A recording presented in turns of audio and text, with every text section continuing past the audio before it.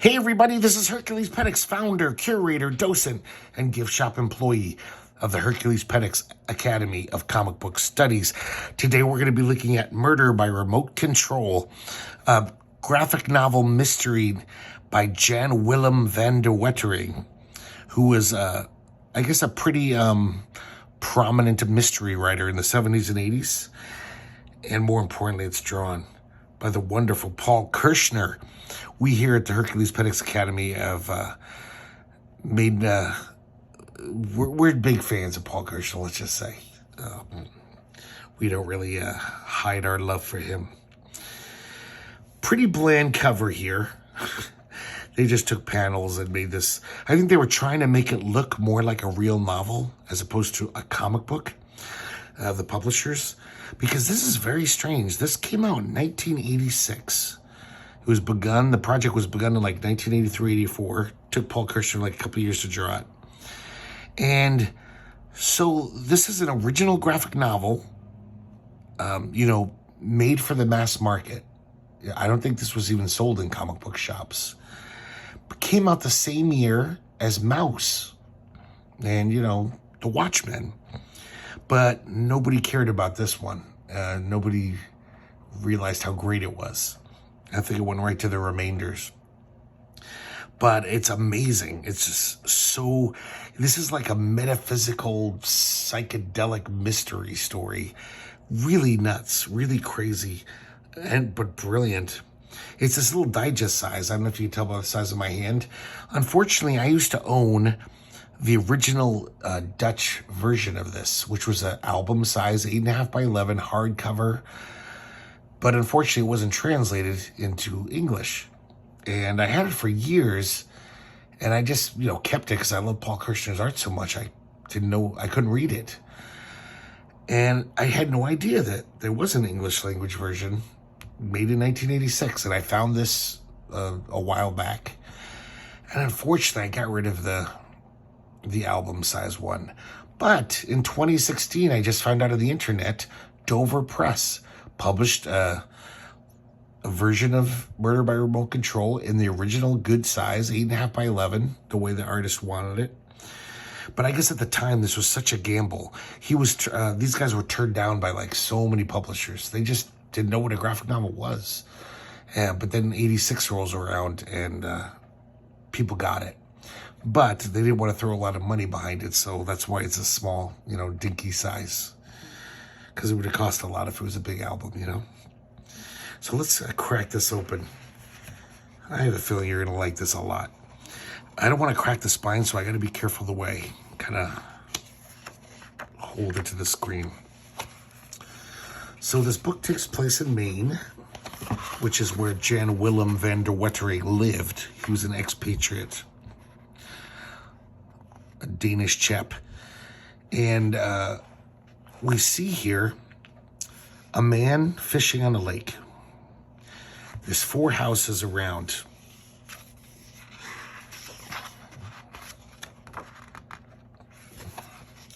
Turns out this is Mr. Jones. He's a local tycoon who's been buying up lots of land. He wants to build a huge oil refinery, which will pretty much ruin this beautiful, sylvan setting that, in the backwoods of Maine has. So everyone hates this guy's guts, but he's rich, so he gets to do what he wants. He's in his boat just throwing beer cans in the water, obviously not into ecology. And all of a sudden, he hears this remote control plane. It's getting closer. First, he just thinks it's a nuisance, but then it dive bombs him, cuts his hand. So he starts freaking, and the plane is coming back for a second pass. And we see the hands of the controller here, but, we don't see who owns those hands. That's the big mystery of this graphic novel. So he's starting to panic, Jones. He's trying to get out of there, but the plane hits him right in the head, hard enough to kill him, and then crashes in the water. So now the 4 houses around the lake, we're going to get character sketches about all of these people, because these are going to be the main suspects. Remote control planes, you got to be pretty close to operate it, right? So in this old farmhouse, we got Mr. Kane. He's an old-time Maine resident. Just very, practical.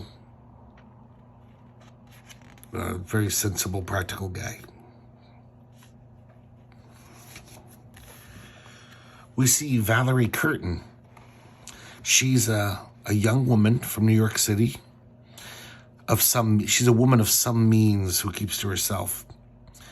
She loves gardening, and it seems like she's kind of getting into some psychotropic gardening, because she makes these herbs that when she boils into tea, they kind of make you trip. Sometimes she gives the tea to townspeople, and it makes them feel groovy. This guy's named Joe McAloon, and he kind of lives up to his name.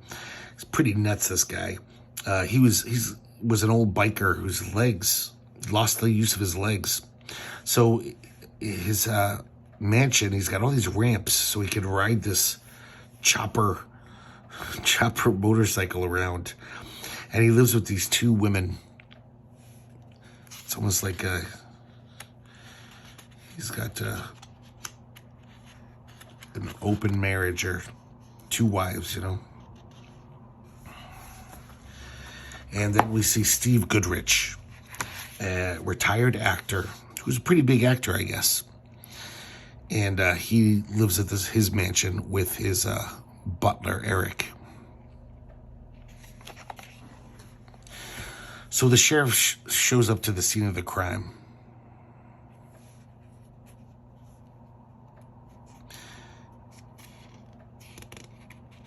And he gets a call from over the CB radio, and State Detective Jim Brady is flying in from the Capitol. And the sheriff doesn't like it. He doesn't like having his jurisdiction trampled on. So he figures he's going to let him wait at the airport. That'll be his little passive-aggressive way of getting him. So Jim Brady's at the airport. Pretty just nondescript guy, just kind of emotionless, very unfazed by everything. Very interesting characters we shall see. This old codger comes up, sits down next to Jim, starts telling him about this part of Maine. And he's talking about the Native Americans. And as he's talking to him, Jim is shrinking. And pretty soon he's sitting on his shoulder. So this is what I was talking about. The first few pages were very straight. Paul Kirchner is very good at drawing straight, square, very standard type art. I mean, the guy works in advertising. But this graphic novel, as we shall soon see, continues to do this, where everything will just get just crazy for some reason. And we see this these kids on a canoe, but their reflection is these three Native Americans on an old Indian canoe. We see teepees in the water. He tells them about even Vikings lived there once. And I like this little juxtaposition between a fisherman with his fish and a Viking holding up a guy's head. So it's this intermingling, basically, between fantasy and reality and history. It's almost like these are the ghosts of the people who've gone before. These Native Americans are walking on this modern Main Street USA type town. And in the harbor, we can see all the battleships from the Revolutionary War and the War of 1812. And the whole time, Jim Brady's sitting on his shoulder like a little homunculi. A homunculus, I should say. So finally, the sheriff shows up. And he basically says, it's cut and dry. This guy was drinking beer. He hit his head. And Jim Brady's not so sure. Jim Brady's a better detective than that. So he's wandering around looking for clues. And he looks up at the four houses. And then he finds the model airplane. And there's blood on it. So that's a pretty good clue. He takes the little pilot out of the airplane. So he asks the sheriff and the deputy where he's going to stay. And they point to Valerie Curtin's house, the witchy lady. And she has rooms. She rents out rooms, so he's going to stay there. The sheriff offers to give him a ride, and all of a sudden he turns into a boar. I don't think literally, but that's the subjective, weird reality of this comic book. It's things will just change. It's really bizarre. So, the sheriff offers him a ride. Jim Brady says, nah, I'll just walk. And the sheriff thinks to himself, this guy's going to give me a hard time. That's what makes Paul Kirchner the perfect artist for this book. He's so good at just drawing the very straight style. And then when things get trippy, it's almost extra trippy. You know, it's not like some crazy underground psychedelic cartoonist drawing everything groovy. It really makes a nice juxtaposition. But then when he draws the crazy scenes, he gives it the same weight. It's not like a different art style to show that it's a different state of consciousness. It just makes it seem more real because it's all drawn in the same way, same style. So on the way to Valerie Curtin's, he sees that the farmer guy, that Kane is selling a car. He buys it. And he has a little chat with the farmer, Kane.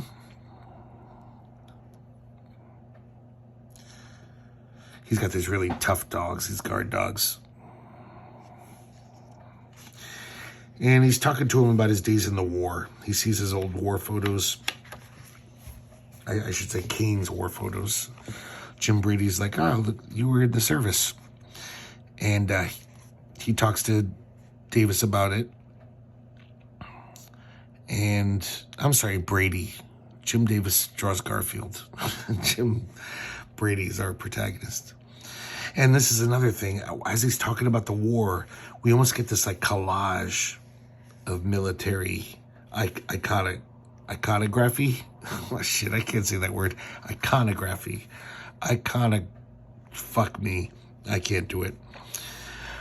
But then we're kind of back to reality.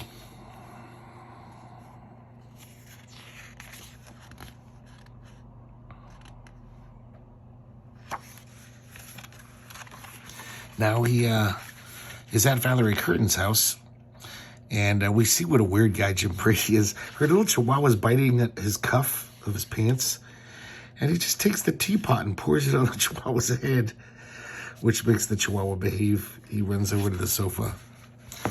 He finds out that from Valerie Curtin, that she was basically a sex worker. That's how she got all of her money, so she could come live in this very affluent area. You can totally see his internship with Wally Wood in so many spots in here. So once again, we're going to get some weird metaphysical collages. I love this. It's just inexplicable. There's like this almost like robot phallus going into a robotic orifice. And we see her as like this Hindu deity, like the sex goddess. And all these men crawling on their hands and knees. They got to pay a toll, though, to get to the blessed Yanni. So it's just representing, like, you know, being a sex worker, but in this very artistic, kind of psychedelic way. Symbolic way, I should say.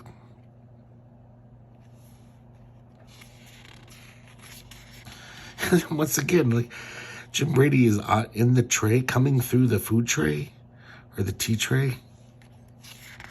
Very odd. So there are things that objectively seem to be real in this comic, and yet are pretty weird too. For example, these, I guess these three boys always like come around and try to break this glass orb she has on her lawn, and they can never seem to hit it. So, I mean, that's weird. It's almost like, what, is this magic or something? And she says basically like, I don't even like that damn thing. I wish it was gone. And so Jim Brady just says, perhaps I can help. And he takes out his gun and shoots it, of course, scaring the children away. Because all the little kids in town think she's a witch. And she does seem to have some, like, witchiness about her.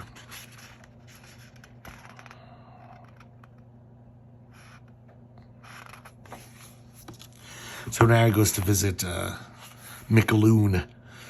And it's really crazy there. It's almost like a cult where, his two wives or whatever they are like, Joe never sees anyone, only us.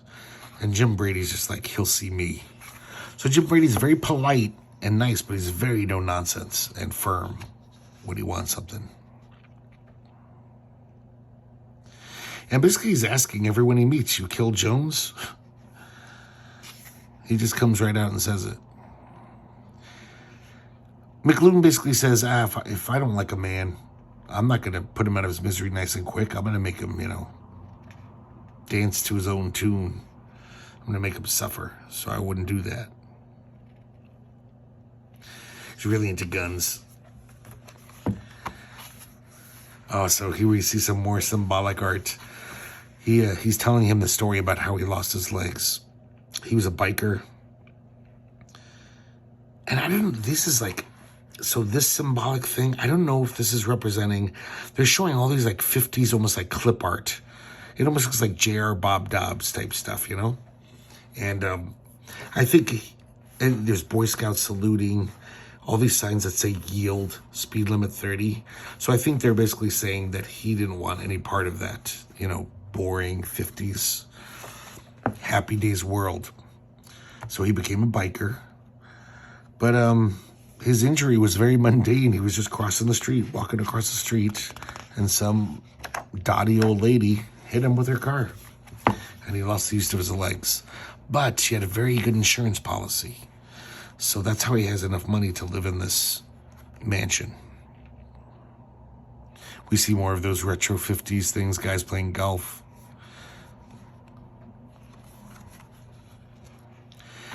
Another weird touch here, like, this is, so this graphic novel came out years before Twin Peaks, and there's so many similarities. Definitely the, Jim Brady, he is so Cooper, kind of very likable, very kind of self-effacing, but also very formidable. It seems like you're not going to win going up against this guy, no matter what you do. But he's like, he doesn't act like it's a big deal. And there's all these quirky characters in this town, sometimes inexplicably so. He throws beers at his two girlfriends. They're not even looking. One of them has her back turned and she catches it. The other one looks like she's asleep and she catches it. So, like, something's going on. Like, I don't know what's up with these two girlfriends. I don't know if they were trained as ninjas or something. You don't know. You don't need to know. And as he leaves, he sees another really weird symbolic piece of art there. So now he's going to visit the old actor, Steve, whatever his name is. The butler greets him at the door. He looks a lot like Clark Gable. There's all these pictures of him in his heyday. And the actor offers to take him on a ride. He's got one of those little gyrocopters or whatever they're called. Just like a two-man plane.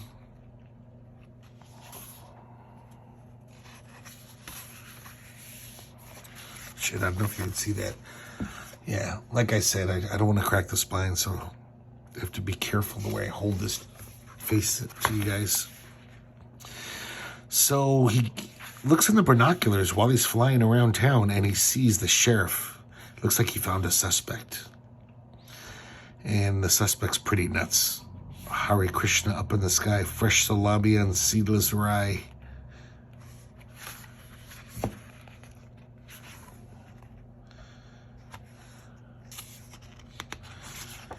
So they land back at the mansion. They have a drink together, chat a little.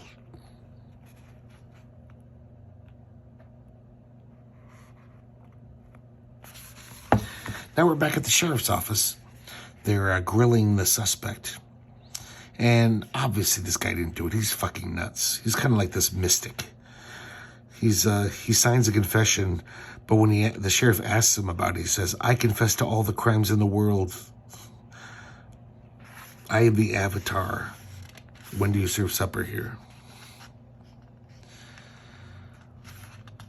Yeah, so this guy is just a kook.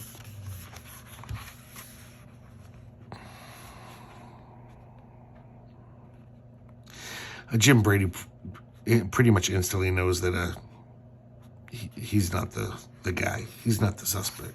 Sorry, the villain. I like this little scene. This cute little girl is jumping in every puddle except for the one in front of Jim Brady. And he says, "What's wrong with this puddle?" So she jumps in and splashes him. And he just says, "Nasty little bastard, aren't you? What's your name?" "Social S. Welfare the Third." And he's chatting with her, and she wants to live in the big city. And he asks her, "What would you do there?" And she says, "Mug old ladies." We see this little, like she's like Bugsy Malone here, little gangster girl. He asks her where he could find a rowboat, and she says, "Mr. Keene, the farmer, has one, but he's out, and you won't get past those dogs." So Jim Brady's totally unfazed, and here we see another aspect of Jim Brady, like he's got some kind of powers or something. These savage dogs come at him, and I don't know, it's almost like he has a mind meld with them, and they instantly become playful with him, licking his face, just rolling over on their backs. Just with like one look, he did that. So he gets in the rowboat.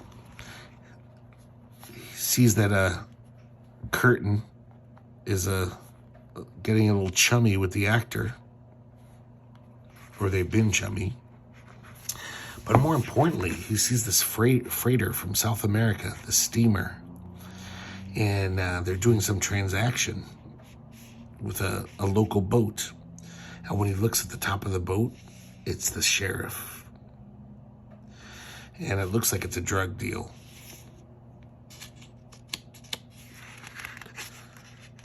Colombian cocaine.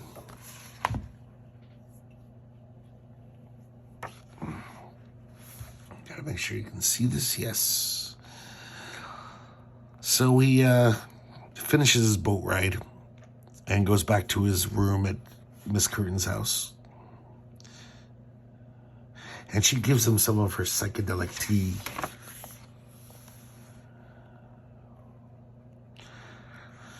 And she wants to know what's going on in that weird mind of his, because he's such an enigma. So he starts tripping. The background starts to get all like Dali-esque, all surreal.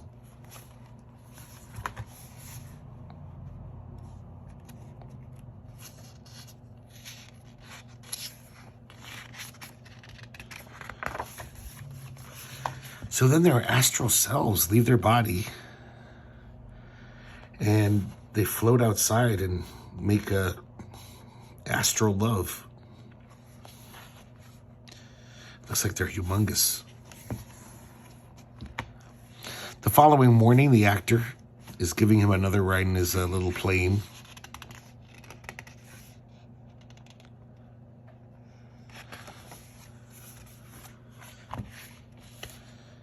He sees the sheriff at his beloved firing range.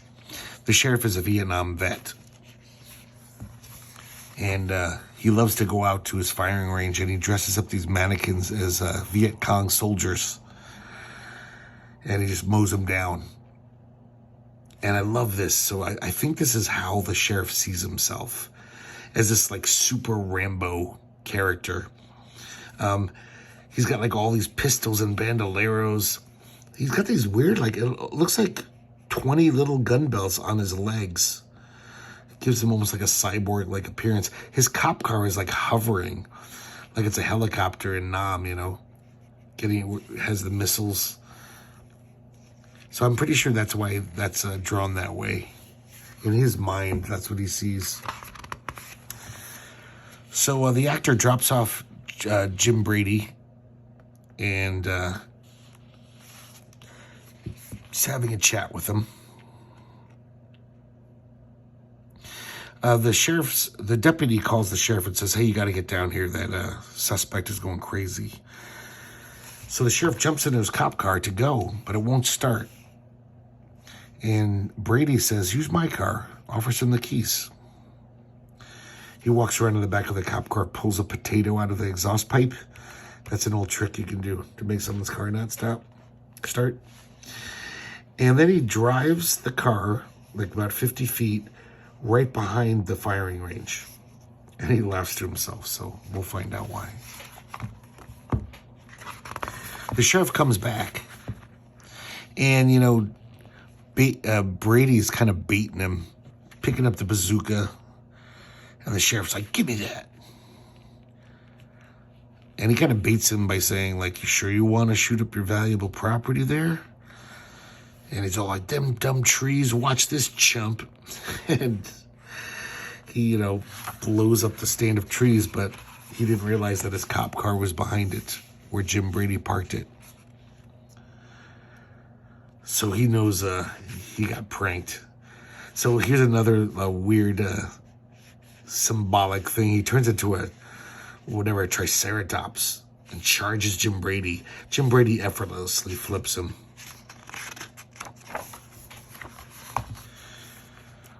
And he pulls a gun on him and says, you're under arrest for being a drug dealer. The Coast Guard, he called the Coast Guard. They're all ready for him. They're coming to get him. I love this as they're ushering him away. He's shrinking, getting smaller.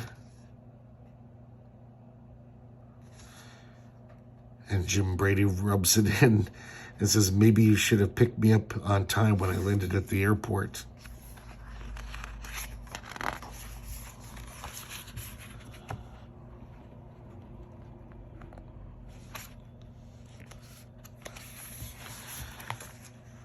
So he's driving down the road, and all of a sudden, McLoone and his two girlfriends, are basically playing chicken with him. They run him off the road.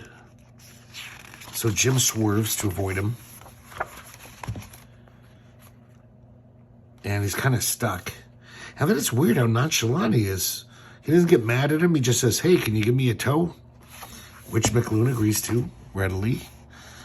And they tow him out. His girlfriends think he's cute, think Jim Brady's cute, so they say, let's invite him over for dinner. So then we're at McLoone's mansion. There's a lot of Elvis imagery in here.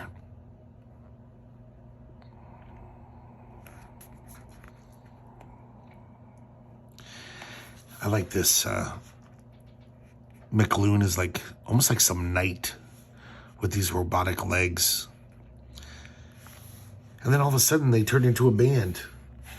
And they're telling him, you got no confession, you got no evidence. It's like some weird rock opera. And then this is amazing. This is like something only Paul Kirchner could imagine. His trike turns into this chariot pulled by these three robotic hellhounds. Just beautiful, crazy design on these guys. Nice stuff. And everything's just totally surreal in his house. His chopper is going on a roller coaster. He's getting tiny.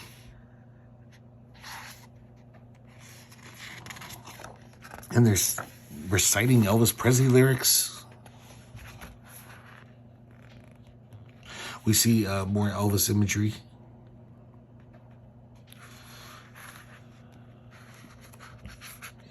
And basically he leaves. I don't know what he gleaned from that weird little hallucinatory experience. The next morning he goes to visit Farmer Kane again. Once again, just asks him, did you do it? And he's like, you don't understand. This is a free vote state. We're allowed to vote on major issues like that. You know, that Jones could have planned his refinery, but we would have voted it down again. We've already voted it down a bunch of times. Nobody wants it. So I have no reason to kill the guy. Then he's at Valerie Curtin's. He asks her, you killed Jones? And she says, I'm a woman, I give life.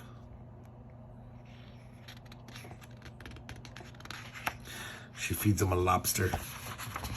And then we see her another symbolic drawing where she looks like, I don't know, like the Earth Mother or a beautiful angel surrounded by cherubs. And the Chihuahua's still biting his leg. I'm surprised he doesn't throw a lobster claw at him.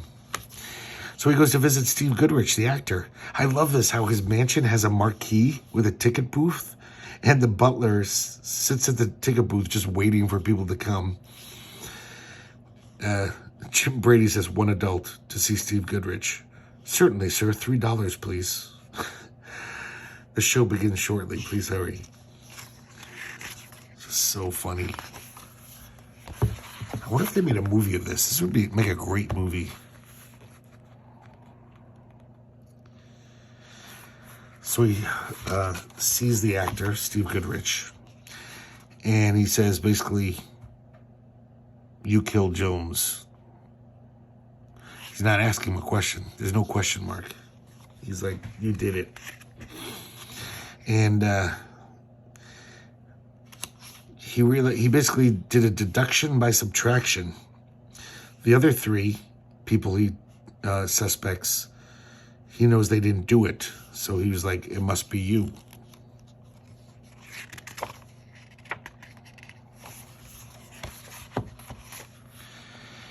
And then the butler basically says, tell him, sir, he can't prove anything anyways. So it turns out they were guilty. Also, we find out that Eric, the butler, was an SS Obersturmbannführer. He was a bigwig in the Nazi party during the war. Steve Goodrich goes on this huge rant. We realize he's completely deluded. He thinks because he played all these characters in movies that he's like the spirit of America. He's the anointed leader of the chosen people. Because, he has played all these great figures throughout history, different eras.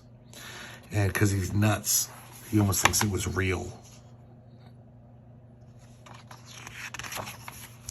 So because of that, he thought it was his right to kill Jones because his people would suffer from the pollution. We see here Jones in his boat, if the oil refinery was allowed to be made, and it's just disgusting, but really well drawn by Kirchner.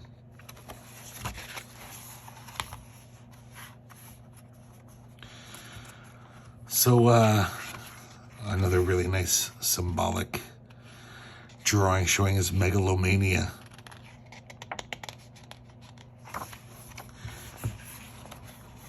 So Steve, the actor and Eric show him their model planes. It's in this locked room.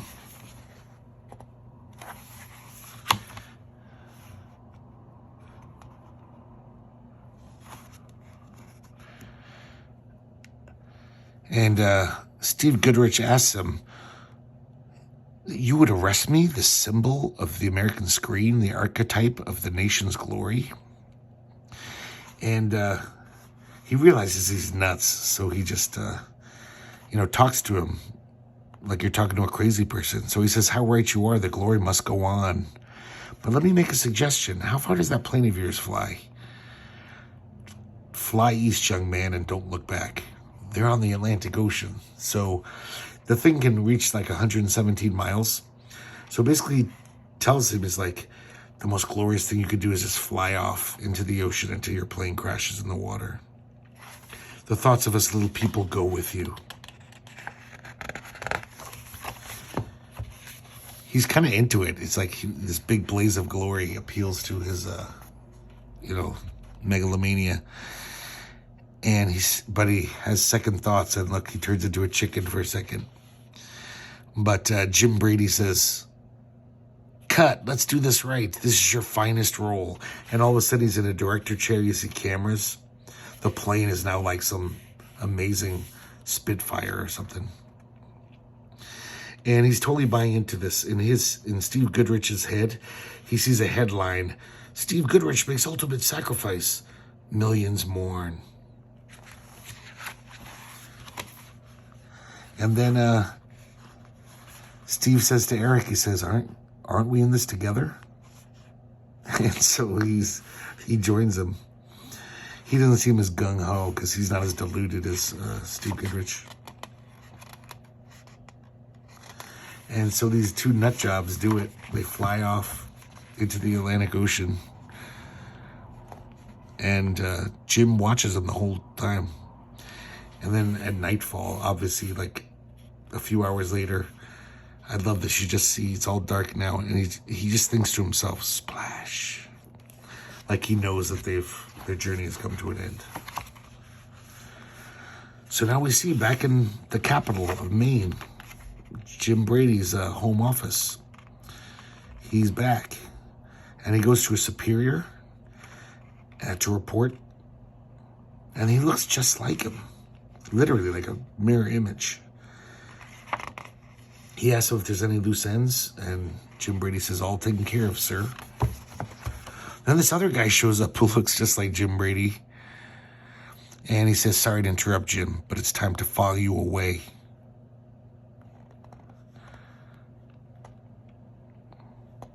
And he leads him, Jim, to this locker. And he puts him inside. See you later, Jim. And Jim says, it's good to be home. And he closes it. I guess until he's needed again. And we see a little last closing title, Murder by Remote Control, Case Closed. Oh man, that's good stuff. This is the kind of graphic novel that is such a well-told story, and the art's amazing. Every time I read it, I see different things that I didn't notice. But I can't think of anything that's like this as far as the storytelling. I mean, I guess you could say it's a Lynchian, but it seems like David Lynch got a lot of stuff from this guy for Twin Peaks. I wasn't sure when it was, if it was before or after, because it was really reminding me of Twin Peaks as I was reading it. But so right, like I said, don't get this edition. This is what I'm stuck with until I can find that new one. The 2016 Dover edition. It's 8.5 by 11. It's a better cover because this cover's crap.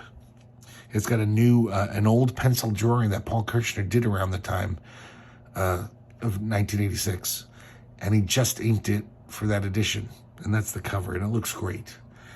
So I hope you enjoyed this half as much as I did, because I fucking love this book. Really good stuff. And I hope that you return to visit me here at the herculespetix Academy of Comic Book Studies.